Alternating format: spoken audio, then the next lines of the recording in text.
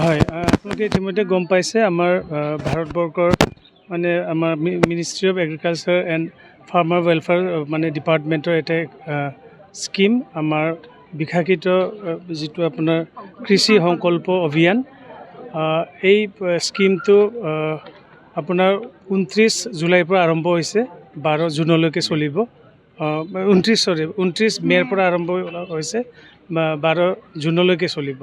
চ' ভাৰতবৰ্ষৰ বিভিন্ন আপোনাৰ জিলাৰ ৰাজ্যৰ বিভিন্ন জিলাত প্ৰায় 700 মানে জিলাত এই গোটেই অভিযানটো চলি আছে।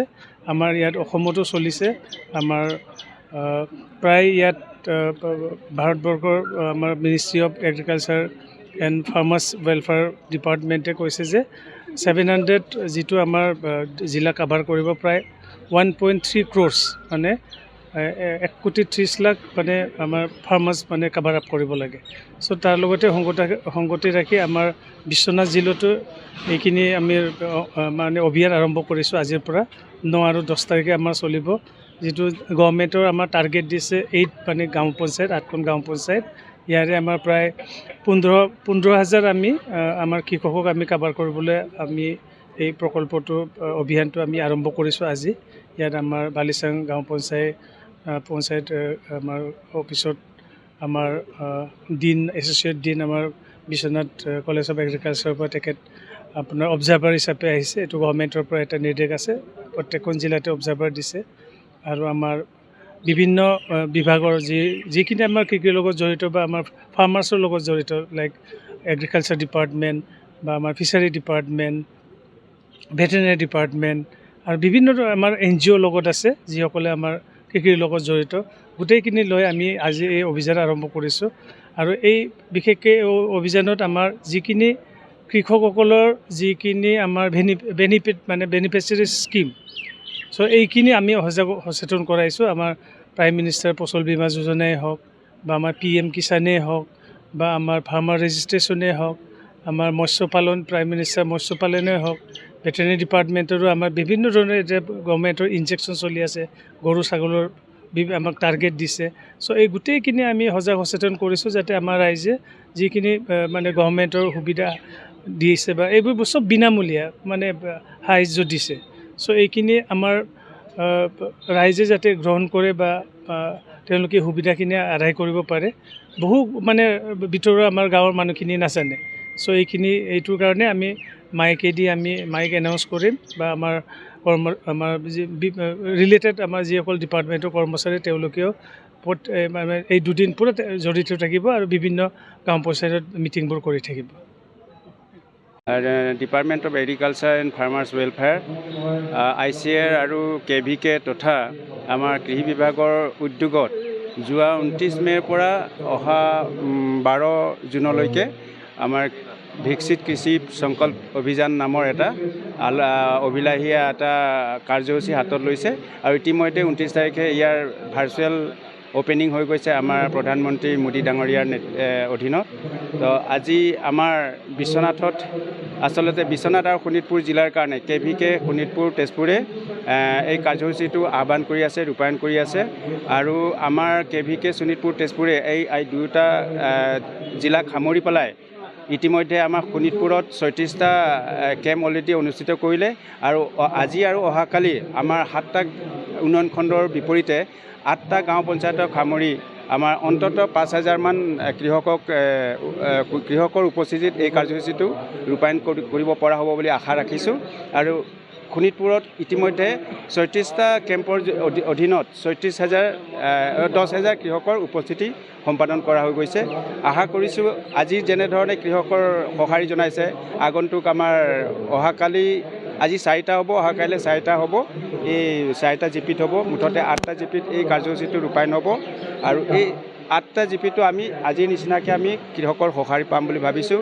আৰু এই আঁচনিৰ জৰিয়তে আমাৰ তিনিটা উদ্দেশ্য আছে। এটা হৈছে আমাৰ মানে আধুনিক প্ৰযুক্তি কৃষি পদ্ধতি কেনেধৰণে কৃষকসকলক মানে অধিক উৎপাদনৰ কাৰণে লাভালাভ কৰিব পাৰি, এয়া কৃষকৰ সন্মুখলৈ আমি লৈ যোৱা। দ্বিতীয়তে এই আঁচনিটো কৃষি বিভাগৰ আঁচনি যিবিলাক আছে, এই আঁচনিৰ জৰিয়তে কৃষকসকলে বেনিফিট পোৱাৰ পাছত তেওঁলোকৰ পৰা ফিডবেক পাবৰ কাৰণে আমি কৃষকৰ পৰা ইয়াৰ ফিডবেকটো বিচাৰিম আৰু পৰৱৰ্তী সময়ত এইখিনিৰ ওপৰত বিশ্লেষণ কৰি পেলাই অসম চৰকাৰে কিছুমান আকৌ আঁসোৱা কিছুমান থাকিব পাৰে, সেইখিনি দূৰ কৰিব আৰু নতুনকৈ যদি আঁচনি ৰূপায়ণ কৰিব লগা হয় ৰূপায়ণ কৰিব।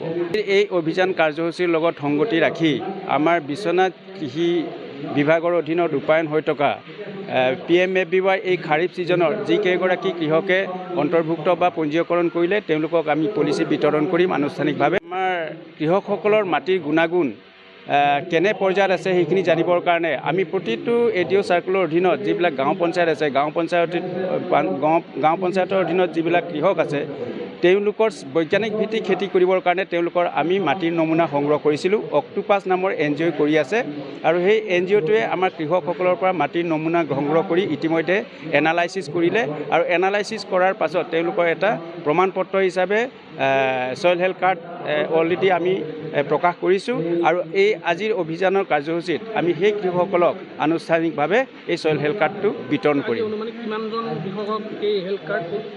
আজি আনুষ্ঠানিকভাৱে আমি 25-30 জন মানুহকে আমি আনুষ্ঠানিকভাৱে বিতৰণ কৰিম বুলি এটি মনস্থ কৰিছোঁ। আচলতে আমাৰ যিটো বিকশিত কৃষি আমাৰ চলি আছে অভিযান, এইটো সমগ্ৰ ভাৰতবৰ্ষতে আৰম্ভ হৈছে। 29 মে'ৰ পৰা আৰম্ভ হৈছে, 12 জুনলৈকে চলিব আৰু বৰ্তমান ভাৰতবৰ্ষৰ প্ৰায় 741খন জিলাত চলি আছে। আমাৰ অসমত প্ৰায় কেইখন জিলাতে চলি আছে আৰু ইয়াত আমাৰ যিবিলাক কৃষি বিজ্ঞান কেন্দ্ৰ আছে, অসম কৃষি বিশ্ববিদ্যালয়ৰ, তেওঁলোকক দায়িত্বটো দিয়া হৈছে। তেওঁলোকে যুটীয়াভাৱে আমাৰ ষ্টেট ডিপাৰ্টমেণ্ট অফ এগ্ৰিকালচাৰ, আমাৰ ইউনিভাৰ্চিটি আৰু যিবিলাক লাইন ডিপাৰ্টমেণ্ট আছে সকলোকে লগত লৈ আগবাঢ়িছোঁ আমি। আচলতে উদ্দেশ্যটো এইটোৱে যে আমাৰ কৃষকসকলক আমি বহুতখিনি স্কিমছ আমাৰ দি থকা হৈছে চৰকাৰৰ ফালৰ পৰা। সেইবিলাকৰ ভিতৰত তেওঁলোক কিমান দূৰ অৱগত, বহুতে গম নাপায়। তেওঁলোকে সুবিধাখিনি পাইছে, অথচ গম নাপায় কোনটোৰ অধীনত সুবিধাখিনি পাইছে। সেই কথাবিলাক তেওঁলোকে জানিব লাগে আৰু আমি এটা বস্তু আশা কৰিছিলোঁ যে আমাৰ কৃষকসকলে আগবাঢ়ি যাওক কৃষিত। আৰু কৃষিত আগবাঢ়িব লাগিলে অকল কৃষিৰ দ্বাৰাই নহ'ব, তাৰ লগত ভেটেনাৰী আছে, ফিচাৰী আছে। গতিকে আমি সকলোকে একেলগে লৈ আগবাঢ়িছোঁ। গতিকে সেইকাৰণে আমি কৈছোঁ ভাৰতবৰ্ষৰ কৃষি বহুত বছৰ পুৰণি হ'ল। এতিয়া কৃষিত যথেষ্টখিনি আমাৰ আহিছে, টেকন'লজি আহিছে। এই টেকন'লজিবিলাক যাতে সঠিকভাৱে কামত লগাব পাৰে তাৰ কাৰণে এই যিবিলাক আমাৰ স্কিমবিলাক আছে গভৰ্ণমেণ্টৰ, বিশেষকৈ ফচল বীমা যোজনা আছে, কৃষি সিঞ্চাই যোজনা আছে, PM কিষাণ আছে, RKVY আছে, পৰম্পৰাগত কৃষি বিকাশ যোজনা আছে। এইবিলাকৰ বিষয়ে আমাৰ বহুত ফাৰ্মাৰ্ছে গম নাপায়, কৃষকসকলে গমেই নাপায়। গতিকে তেওঁলোকক যাতে জানে আৰু একৰ্ডিংলি তেওঁলোকে জানিলেহে আমাৰ ডিপাৰ্টমেণ্টলৈ সহযোগ কৰিব পাৰোঁ।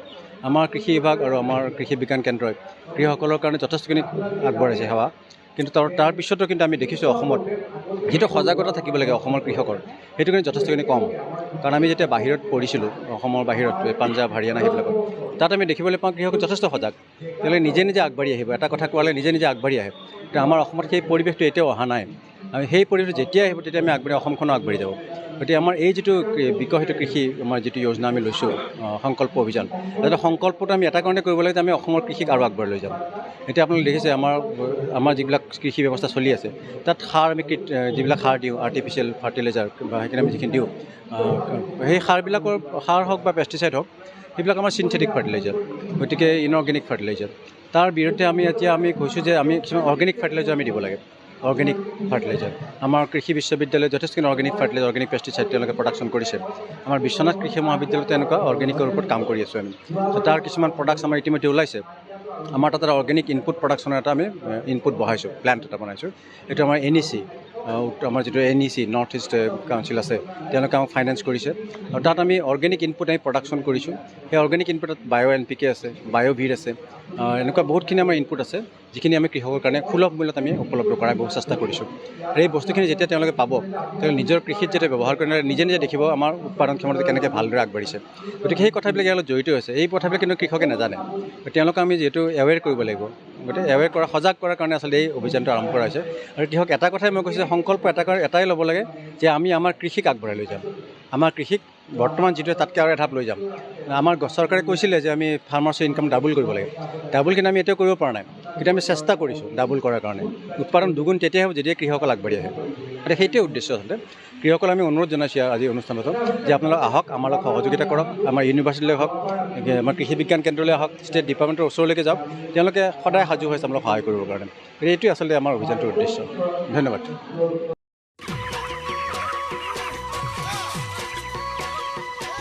অতি কম দিনতেই একোটা এনেকুৱা হৈ যায় মই যে বিয়মৰ দানা খাওঁ আপোনালোকেও বিয়মৰ দানা খাওক আৰু কম দিনতেই অধিক মুনাফা লাভ কৰক